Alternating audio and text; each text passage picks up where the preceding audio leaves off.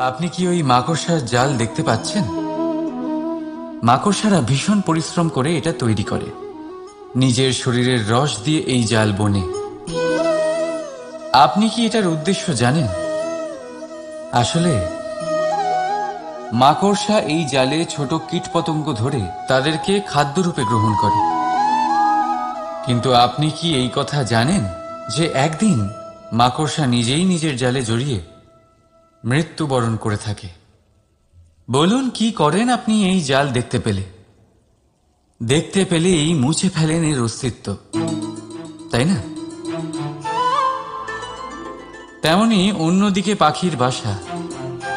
পাখিরাও ভীষণ পরিশ্রম করে এটা তৈরি করে। কিন্তু যদি পাখি একদিন এটা ছেড়ে চলে যায়, তাহলেও লোকে এটা নষ্ট করে দেয় না। কারণটা কি? এর কারণ হলো এর নির্মাণ জীবন সঞ্চারের জন্য করা হয়েছিল, নষ্ট করার জন্য নয়। তাই মনে রাখবেন, জীবনে আপনার পরিশ্রম যতই বেশি হোক না কেন, যদি আপনার লক্ষ্য শুভ না হয়, তাহলে আপনারও বিনাশ নিশ্চিত। তাই সৃজন করতেই থাকুন আর মুগ্ধ হয়ে বলুন,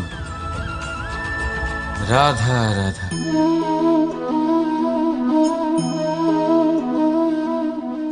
আপনার কি মনে হয় আমি কি করছি? আপনি বলবেন আমি প্রদীপ জ্বালাচ্ছি। সঠিক।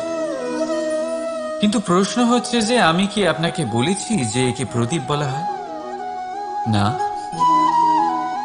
এই প্রদীপ কি নিজেই নিজের পরিচয় আপনাকে দিয়েছে? না। তাহলে আপনি কি করে জানলেন যে একে প্রদীপ বলা হয়? উত্তর হচ্ছে প্রকাশ। যে স্বয়ং জ্বলে অন্ধকারের মধ্যে সংসারকে পথ দেখায়, সেটাই প্রদীপ।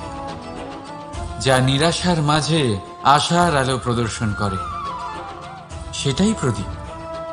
অপর দিকে আছে সাপ, যাকে না দেখেও তার ফনার আওয়াজ শুনেই লোকে ভয় পেয়ে যায়। তার মানে ব্যক্তির পরিচয় তার কর্মের দ্বারা পাওয়া যায়। তাই আপনার এটা বলার প্রয়োজন নেই যে আপনার পরিচয় কি। এটা আপনার কর্মই নিশ্চিত করবে যে লোকে আপনাকে প্রদীপ ভেবে ভালোবাসবে নাকি সাপ ভেবে ভীত হয়ে থাকবে।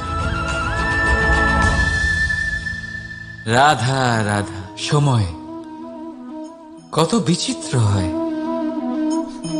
সময় আমাদের পক্ষে থাকলে আমরা নিজেদের রাজা মনে করে নিই, আর সেই সময় যদি বিপক্ষে চলে যায়, তাহলে নিঃস্ব হতে সময় লাগে না। তাই মানুষের একটা অভ্যেস আছে, খারাপ সময়ের জন্য কিছু সঞ্চয় করা। আত্মীয়, বন্ধু খারাপ সময় পাশ থেকে সরে যায়। যশ, মান প্রতিকূল সময় চিরস্থায়ী হয় না। তাই মানুষ মনে করে অর্থ সঞ্চয় করাই শ্রেয়। অর্থের কোনো হৃদয় নেই যা সময়ের সাথে পরিবর্তিত হবে। সংসার বলে সর্বদা অর্থ সঞ্চয় করতে থাকুন। খারাপ সময় অবশ্যই কাজে লাগবে, কিন্তু আমি বলবো শুভ কর্ম করতে থাকুন, আনন্দে থাকুন, নিজের ওপর আর ঈশ্বরের ওপরে বিশ্বাস রাখুন। খারাপ সময় কখনো আসবেই না। রাধা রাধা। প্রকৃতি মানুষকে এক বিশেষ শক্তি দিয়েছে, অন্য জীবের থেকে বেশি শক্তি দিয়েছে। স্মরণ শক্তি। এই শক্তি মানুষকে অন্য জীবের থেকে ভিন্ন করে, ইতিহাস রচনা করার প্রেরণা দেয়, জ্ঞানকে বংশানুক্রমে এগিয়েও নিয়ে যায়। আর যারা ভুলে যান, অধিকাংশ সময় তারা উপহাস আর দয়ার পাত্র হয়ে যান। কিন্তু এটাই কি প্রকৃত রূপে সত্য? না। এই স্মরণ শক্তি মানুষের বিকাশে সব থেকে বড় বাধা হয়ে দাঁড়ায়। তার মনকে দূষিত করে দেয়। খারাপ অভিজ্ঞতা, কারোর করা বিশ্বাসঘাতকতা, কারোর কটাক্ষ বেশিরভাগ মানুষই ভুলতে পারেন না, আর তারপর প্রতিশোধ নিতে উদ্যত হন। প্রথমে সময় নষ্ট করেন প্রতিশোধের প্রস্তুতিতে, আর তারপর সময় নষ্ট করেন প্রতিশোধ নেওয়ার সুযোগ খুঁজতে। যদি সন্তুষ্টি পেতে চান, যদি জীবনে আনন্দ পেতে চান, তাহলে স্মরণ শক্তির সদ্ব্যবহার করুন।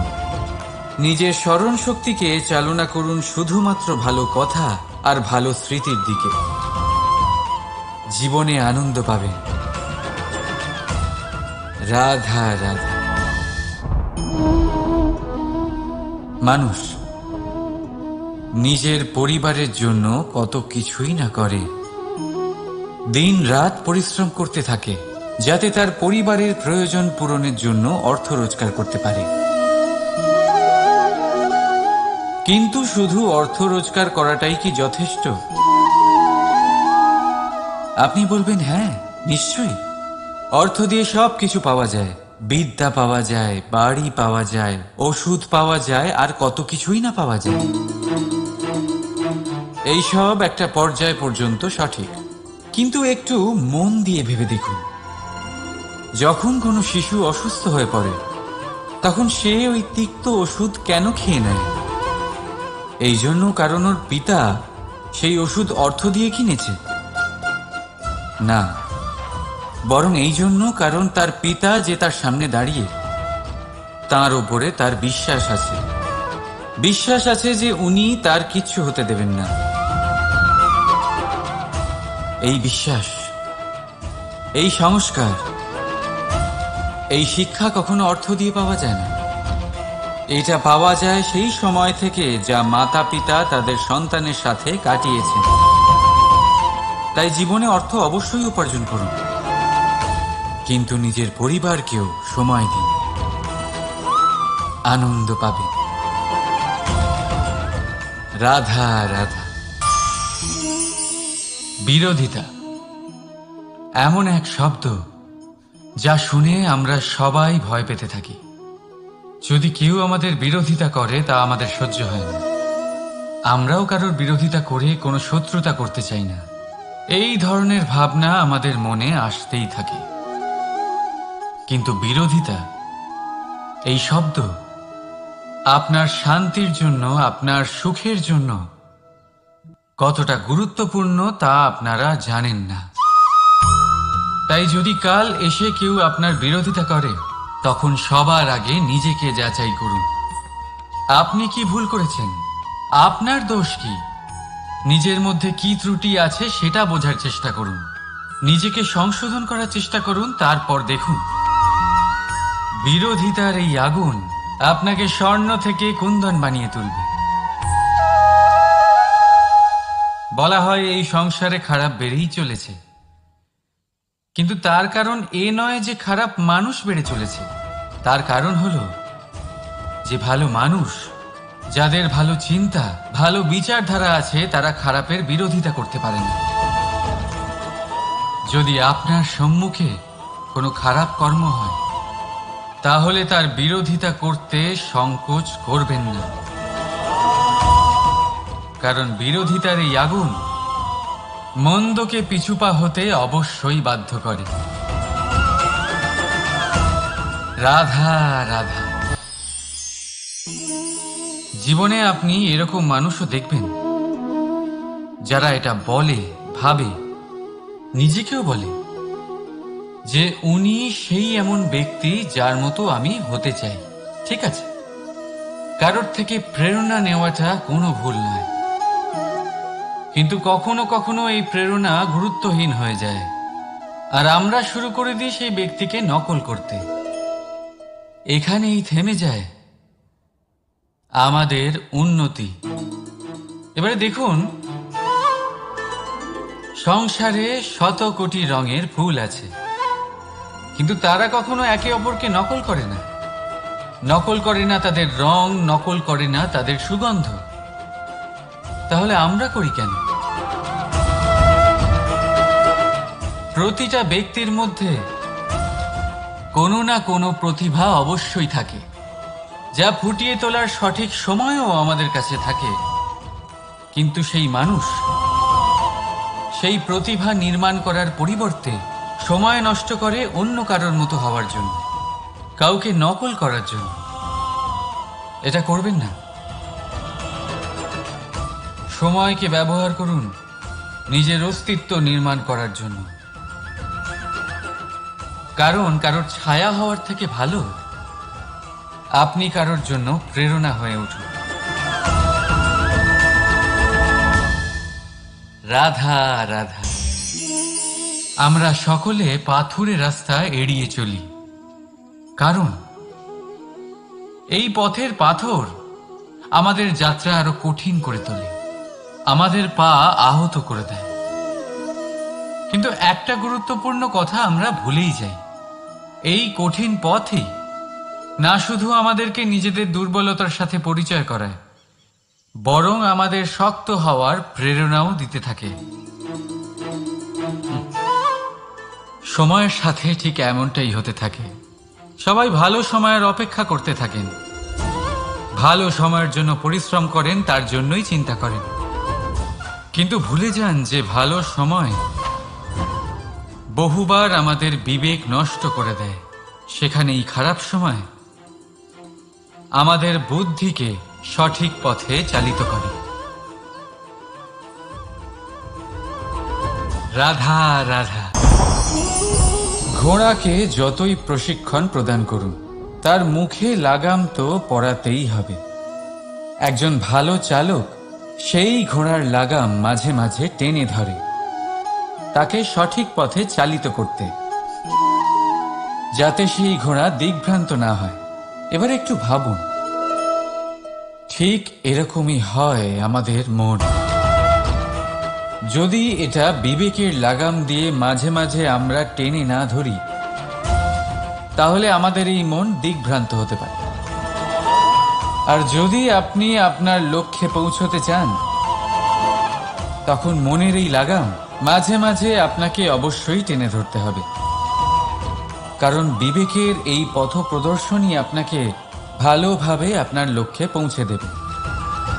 মনে রাখবেন, আর আমার সাথে ভালোবেসে বলবেন, রাধা রাধা।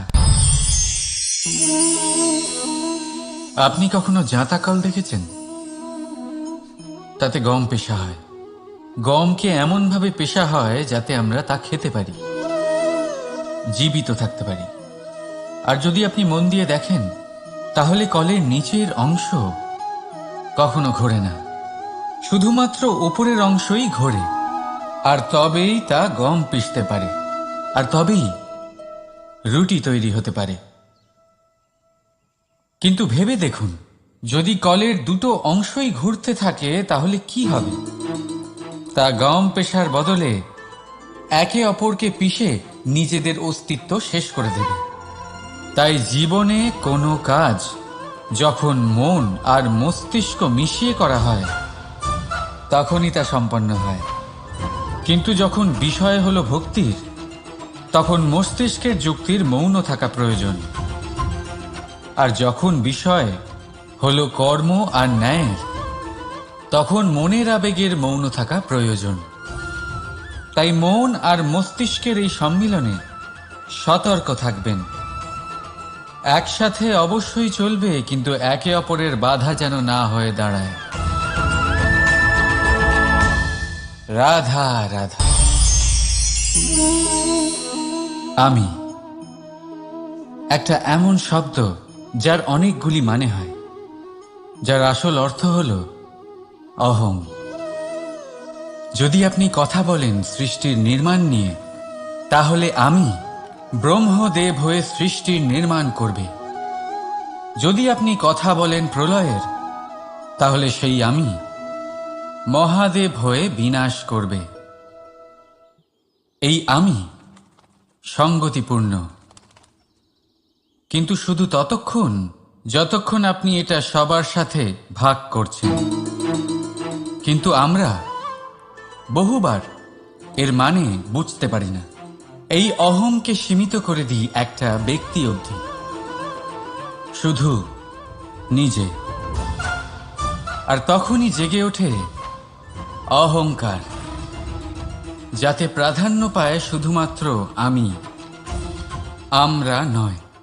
আর একজন ব্যক্তি একা না উৎপাদন করতে পারে আর না করতে পারে সৃজন।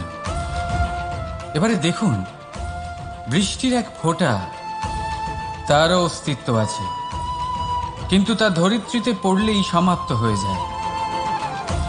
কিন্তু যখন ফোঁটাগুলি একসাথে পড়ে তখন শুরু হয় বর্ষা, আর তখনই তৈরি হয় ধারা।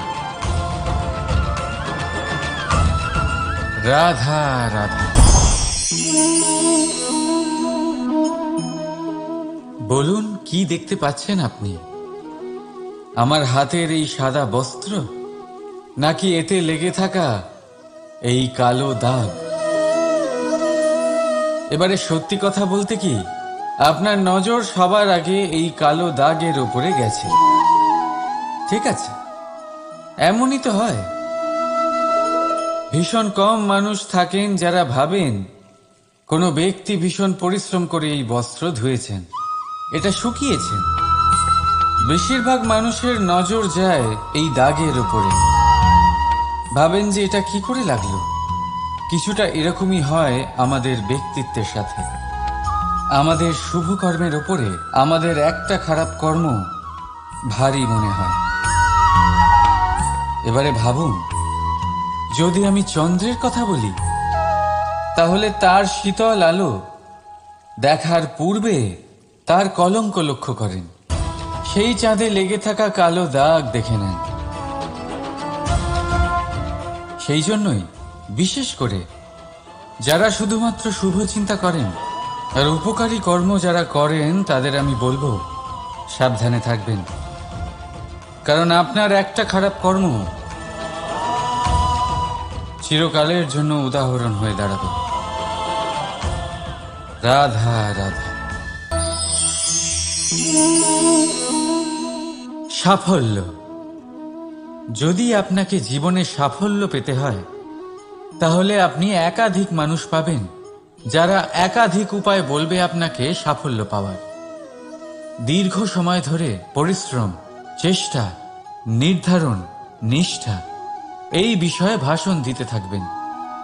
একাধিক রকমের উদাহরণ আপনার সামনে তুলে ধরবেন। কিন্তু আমার এটা মনে হয়, আমরা কেন সেই বিষয়ে কথা বলি না যা মানুষকে অসফল করে তোলে?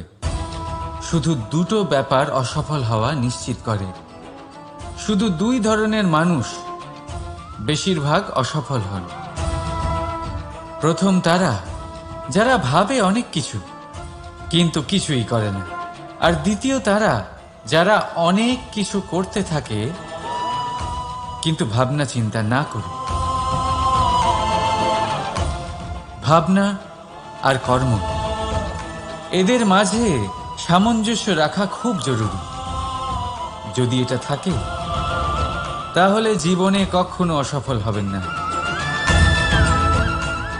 রাধা রাধা। আপনি অনেককে এই কথা নিশ্চয়ই বলতে শুনেছেন, এই ব্যক্তির দৃষ্টিতে দম্ভ আছে, এই ব্যক্তির চোখের ওপর অহংকারের পর্দা পড়ে আছে, ইত্যাদি ইত্যাদি। চলুন, আমি আপনাকে একটা প্রশ্ন করছি। আপনি দেখেন কি দিয়ে? দৃষ্টি দিয়ে নাকি দৃষ্টিভঙ্গির সাহায্যে? ভাবুন। চিন্তায় পড়ে গেলেন নিশ্চয়ই।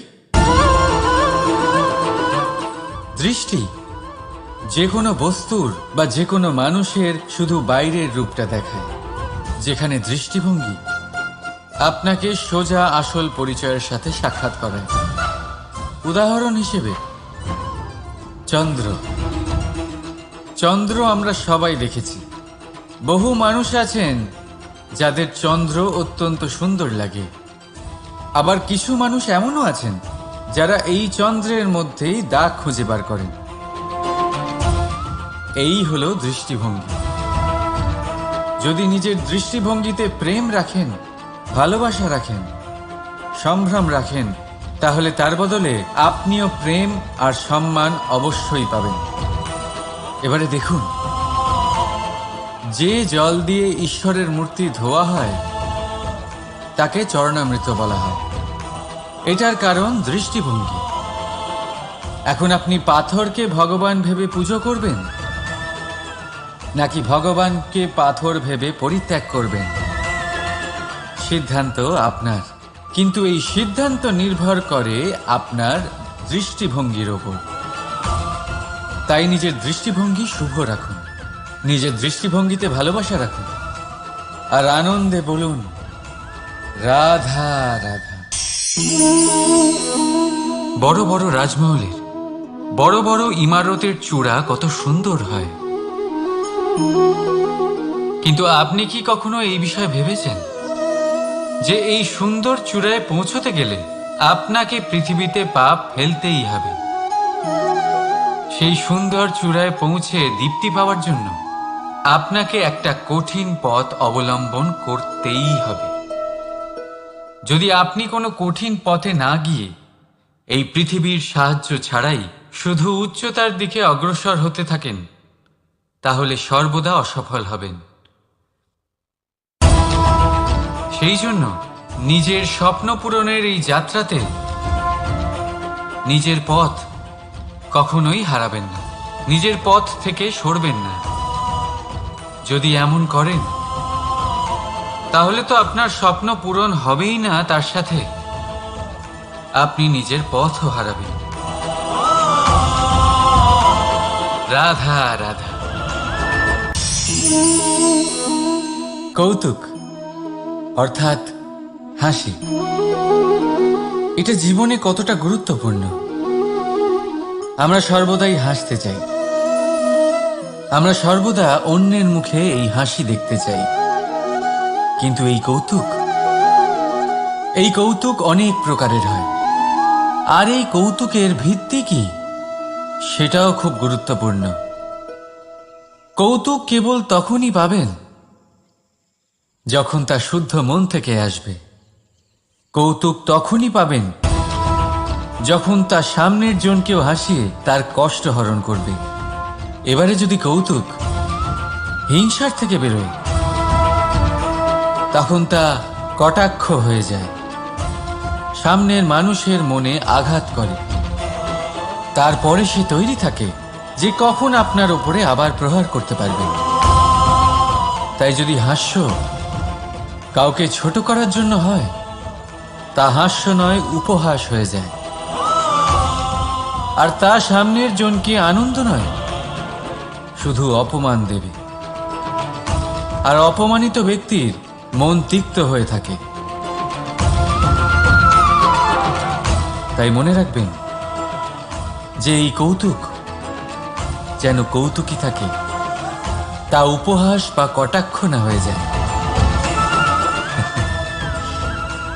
রাধা রাধা। মানুষ, এই শব্দের সূচনা হয়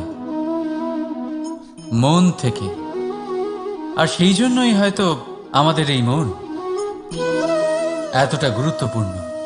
এবারে দেখুন না, আমাদের মনই সবকিছু চালনা করে। মনই সেই যে কল্পনা করে, মনই সেই যা কল্পনাকে বাস্তবে পরিণত করার জন্য পরিশ্রম করতে আমাদের প্রেরণা যোগায়।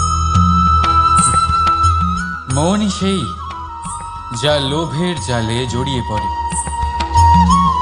মনই সেই যা অভিমানের পর্দা দিয়ে ঢেকে যায়। আর এই মনই সেই যা আপনাকে বিনাশের দিকে টেনে নিয়ে যেতে পারে। কিন্তু যদি তা পরোপকার করার ইন্ধন পায়, তাহলে এমন কোনো মহান কাজ নেই যা আপনি করতে পারবেন না। কিন্তু এই মন কি? এটা বোঝানো যায় দুটো শব্দের মাধ্যমে, দুটো সহজ শব্দ। প্রথম, একজন কুশল সেবক। দ্বিতীয়, একজন সংকটপ্রবণ মালিক। যদি আপনার এই মন আপনার নিয়ন্ত্রণে থাকে, তাহলে সে হলো আপনার সেবক। তাই আপনার অস্তিত্ব আছে। কিন্তু যদি আপনার মন আপনার কর্মের ওপরে নিয়ন্ত্রণ করে, তাহলে এই মন আপনার মালিক, আর তখন আপনার বিনাশ নিশ্চিত। তাই নিজের এই মনকে নিয়ন্ত্রণে রাখুন, কিন্তু ভালোবেসে। আসুন আমার সাথে আনন্দে বলুন, রাধা রাধা। এই সূঁচ দেখতে পাচ্ছেন আপনি?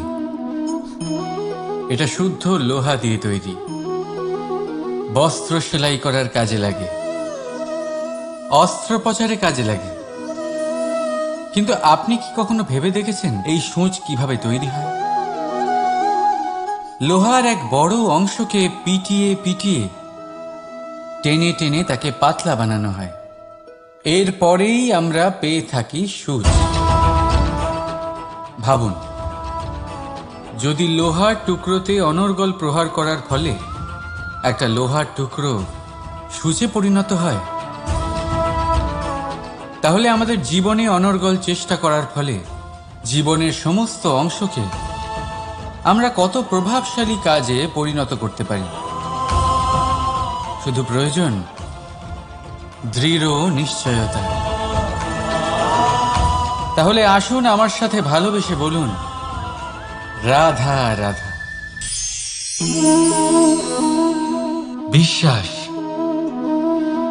জীবনে বিশ্বাস কতটা গুরুত্বপূর্ণ। একজন স্ত্রী তার স্বামীর হাত ধরে যে কোনো জায়গায় যেতে পারেন, এর কারণ হলো বিশ্বাস। তার নিজের স্বামীর ওপরে বিশ্বাস আছে। যখন একজন মা তার ছোট বাচ্চাকে কোলে তুলে হাওয়ায় ওঠায়, তখন সেই বাচ্চা ভয়ভীত হয়ে যায় না। তার কারণ হলো বিশ্বাস। তার বিশ্বাস আছে যে তার মা তার কিচ্ছু হতে দেবে না। এক বৈদ্যের দেওয়া ঔষধ সন্তান কিছু না বুঝে শুনেই খেয়ে ফেলে। সেই বৈদ্যের জ্ঞানের বিষয়ে তার কোনো ধারণাই থাকে না।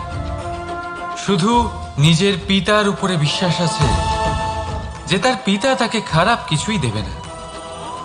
যখন এই সংসারের প্রতিটা বন্ধন বিশ্বাসের উপরে দাঁড়িয়ে আছে, তাহলে কেন এই বিশ্বাসকে আমরা জীবনে আনতে পারি না? আপনি নিজেই দেখুন, এই বিশ্বাস নিজের জীবনে এনে দেখুন, সবকিছু আরো সুন্দর হয়ে যাবে। তাই ভালোবেসে বলুন, রাধা রাধা।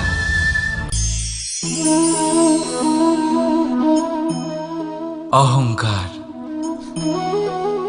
এই শব্দটা সবাই শুনেছেন। বহু মানুষকে আপনি এটা বলতে শুনেছেন যে ওই ব্যক্তির অহংকার আছে, ওই মানুষটির ক্ষমতার অহংকার আছে, ওই ব্যক্তির নিজের রূপ নিয়ে অহংকার আছে, ওই ব্যক্তির নিজের অর্থের অহংকার আছে, ইত্যাদি ইত্যাদি। কিন্তু এই অহংকার, এর অস্তিত্ব হয় কি করে? এবারে একবার এই হাতটা দেখুন। যদি এই হাতের 5 আঙ্গুল উঠে দাঁড়ায়, আশীর্বাদ। আর যদি এই হাতের 5টা আঙ্গুল একসাথে মুঠো হয়ে যায়, শক্তি, সংকটের বিরুদ্ধে ঢাল। কিন্তু এই একটা আঙ্গুল সংকটের কারণ হয়ে দাঁড়াতে পারে। এই একটা আঙ্গুল শত্রুকে আহ্বান জানায়। এবার অহংকার বলে এই শব্দটাই দেখে নিন। আমাদের থেকে আলাদা হয়ে গেলে হয় অহং। অহং অর্থাৎ ব্যক্তির মনে হয় যে সে আপনদের থেকে, নিজের বন্ধুদের এবং সঙ্গীদের থেকে, নিজের পরিবারের থেকে অনেক উপরে, অনেক শ্রেষ্ঠতর সে। কিন্তু মনে রাখবেন, এই অহংকার কোনো ব্যক্তির অস্তিত্বের বিনাশের প্রথম ধাপ। তাই ঝেড়ে ফেলে দিন এই অহংকারকে, আর বিশ্বাস করুন আমাদের ওপর, কারণ তখনই আপনি শান্তি পাবেন, আর সেই শান্তির সাথে বলে উঠবেন, রাধা রাধা।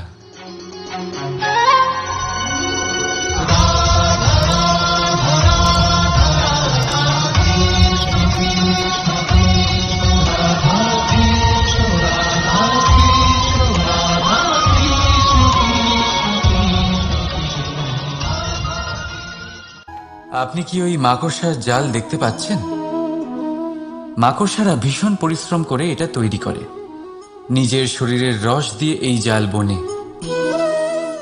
আপনি কি এটার উদ্দেশ্য জানেন?